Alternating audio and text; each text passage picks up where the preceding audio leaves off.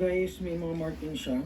Ayan, Pit Viper markings, TTI markings, naka-enlarge na magazine release, naka-magwell with TTI markings, and naka-compensator.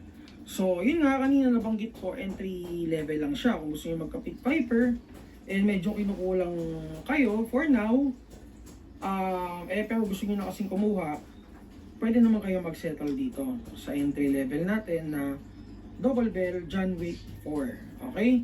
So, pwede rin naman munang ipunin and then go for the Army Armament or the EMG. Pero kung gusto nyo na talaga, okay naman tong si double barrel. Pero syempre, yung expectation natin regarding dun sa unit to match the high-end version or high-end variants ng mga Army Armament or EMG, syempre, medyo mas mababang kalidad, syempre, di ba? Pero hindi ko naman sinasabi. Hindi naman talaga mababang kalidad. No? Meron lang talagang i-tweak. Sabi hindi siya okay. Okay naman siya. Pero, hindi tayo syempre mag-expect ng, alam mo yun, same with the high-end variants. Okay? So, naka-metal slide siya. Kasi yung iba guys, in-expect nila ako sobrang, double bell binili ko, ganyan. Or, di ba, in-expect nila kasing ganda din ng ano. Syempre, hindi ganun guys, hindi ganun. Kaya kumbaga kaya nga lagi ko sinasabi, it's a entry level unit for the, kasi syempre, di ba, guys. So, 3 years na, 3 to 4 years na ito sa akin. So, kung sabi entry unit, yes, no, sa price range niya, pero kung sa gamit na point and shoot, laruan, no, it's a game, it's a tool. Well, it does job niya, ginagawa niya. It's fine with me, straight shooter kasi ito eh. Ng G17, meron din siyang entry level like the ENC, ano pa ba? Double bell, 'di ba? So may mga mid-end variant din like WE. Or kung gusto mo ng mga mas matataas pa doon, ICS, ICP 17. So, guys, may mga pagpipilian naman tayo. So, ayun, depende na lang sa inyo syempre. Okay? So, ito. So, tingnan natin, okay? Tingnan natin. So, ito kasi, yan. Titingnan natin yung baba. Okay. Halos magkaparehas sila. Dito lang siguro, hindi, no? Itong sights, okay, pati yung design, right? Kita mo na kasi may ako ang kamay ko. Wait, sandali. Yan. Okay, so kung titingnan ninyo, compared natin sa video niya, etong ang problem niyan, no? Isang compensator. Yan. Naga-move kasi yung iba is naka-lock yan. So kung titingnan natin, sana hindi na lang sabay na lang siya sa Pero kung titingnan natin ng maayos, ang ilalim niyan, I think, no, dito siyang may yan diyan, may buffer na or yung mga steel, aluminum na parang shock buffer. And then titingnan natin ito yung butas dito, no, hati sa dalawa. So basically it's almost the same, no? Pati yung cut dito. So, I believe yung internals ito, parehas sila.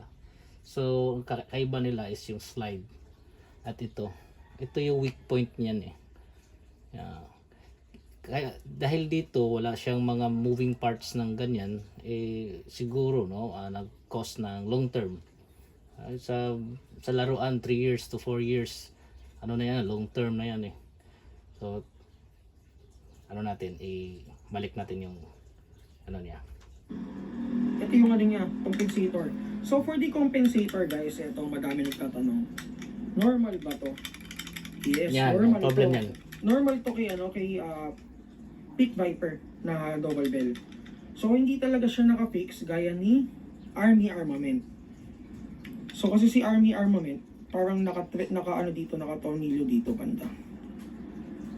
Ito, normal to guys ha. So kami, and katulad din kahapon may complaints kaming natanggap regarding dito na bakit daw ganito. So may complaints kasi so wala tayong magagawa dito sa part na to. Yan talaga yung weak point natin. yan. So ano ba yung way ng fixing natin? So, kasi ang nakikita ko dito is pwedeng idikit lang. So, siguro wala namang harm sa pagdidikit nito. Wala naman siyang tatamaan. And wala din namang gagalaw dito sa parts na to. Unless, i-open mo siya. Or, i-dismantle mo. Diba? Yeah, Pero no? kung ipuputok mo lang, di ba? Harang And yun. natanggal naman, pwede mo naman siyang alisin in case na ididikit mo. Siyempre yung natatanggal lang ipang didikit mo, okay lang naman siguro. So yun nga, itinatawag kong So, yun, no? Pahirapan yan. Na-try ko, idikit ito ng shoe glue. Dumikit siya for a few siguro days, kailang gamit lang, lang putukan lang. And then, nabasag. So, ito, if may gusto mo talaga, ipadrill yan. Lagyan ng thread para hindi maggalaw. Kasi yung iba, army armament, dito sa baba,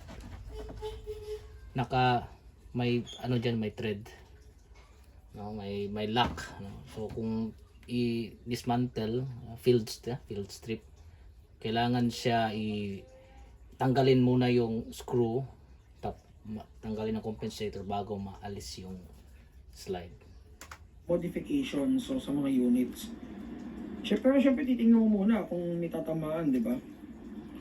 Okay, so normal to sa Pit Viper guys ang double bell. Hindi talaga ng nakapix.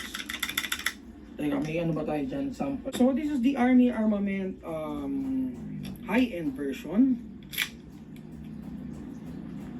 Para siya. So, yan, no? Titingnan natin dyan. Ang galaw. Okay? So, ayun, for the size, teka, paano pala natin masusukat yun? Okay, so for the size, talagang mahaba ang Army Armament. So, maikli talaga ang standard regular size ng Pit Viper. So, kasi, si EMG, ka-size din ito, ni double bell. Si Army Armament talaga, oversize. Mas mahaba siya, or mahaba siya. Okay, balik. Okay, so ano pa ba? Ayun, may serial number, compensator, non-threaded yung ano niya, compensator niya. May mga units na threaded guys. Yung sights niya, adjustable. Trigger niya, adjustable. Meron din. pa rin adjustable. Magazine capacity is around 30. And then may TTI base plate marking. So, titingnan natin yung same, right? Ang pagtanggal pala ng base plate nito, may screw dyan sa gilid.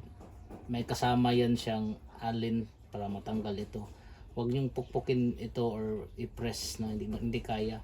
May screw dyan, tatanggalin. Yung screw nito ay kasing laki ng adjuster dito sa trigger. May butas yan dyan, tapos i-adjust lang. Okay? So, i-test natin guys. So, for me, no, based on experience, no, para rin kotse yan na ipa-experience mo muna sa iba and then ma-analyze mo kung it will help you to decide, no, whether to buy or not. So, sa akin naman is tama yung sa kanya. If you want a entry level or ganyan, no, simulan para ma-feel lang yung ano, tapos pwede ka mag-ipon or something. It's a hobby, no? It's a game. It's a adult's game. Anyway, pag bibili ka kasi ng double bell, may box, no? May mga cleaning tools, maraming extra. May extra nozzle.